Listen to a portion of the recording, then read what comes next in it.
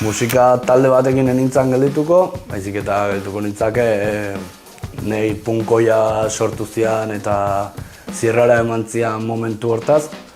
Izan zela arkada sozial bere garaien eta horrekin batea deskubritu nuen The Bobbies. Eta hortik ja bardulia mugimendua eta talde bioik esango nizkizuke, deskubritu nintulako momentu antzekoan. Disko bat aukeratuko ganu, leheno aipatu dudan bezala arkada eta The Bobbiesetik eta hortik ja pixkat punkoi mugimendua sartuta zautu nuen Never Surrender. Never Surrenderren disko berriena da, baina bide zuzenetik oker esan beharko nuke.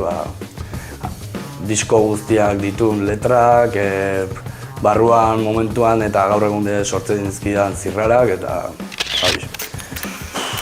disko hartako edozein, baina gaur egun esango nizuke hainu beren bizarran lepon. Pixka desarrollau eta dakatelako baita burua eta horri xeatik.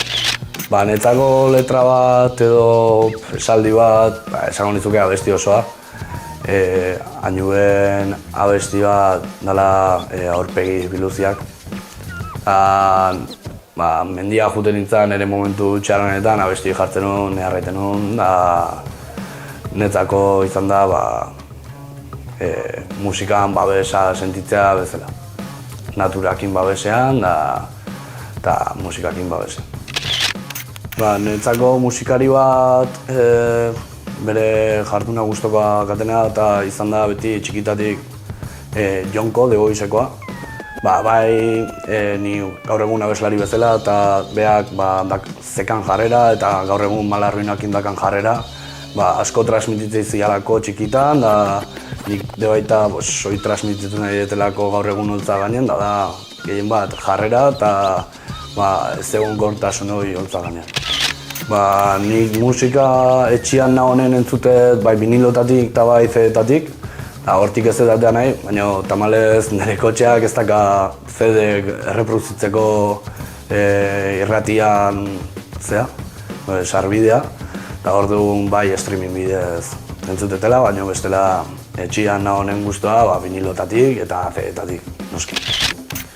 Nik adibidez nizuke jarriko leku bat konkretua, baizik eta jarriko nizkizuke Euskal Herriko gaztetxe pilo bat, toki autogestionatu, kokupak, eduki deula plazerra jotzeko eta ze politan estena txikia tratatzeuela etxian bezala eta gutzako idala bizipoz bat eta horregatik nik toki guztik aukeratuko nituzke.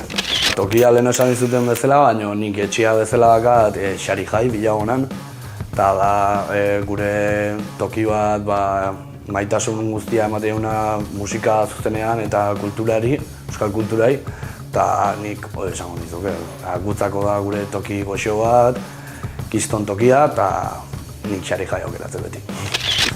Nik nire bizitzako kontzertua aukeratuko ganu, kasualea handiz eta oso pozik eta oso harro sentitzekea dokumental bat grabatu genuen preso baten ingurun, eta dokumental hori grabatzeko Burdeosea joan ginen, eta bertan Roten 13 hitzein genuen, da gelditu ginen, eta gero behaien kontzertua ikustea joan ginen Antidote taberna edo Pafa deitzena.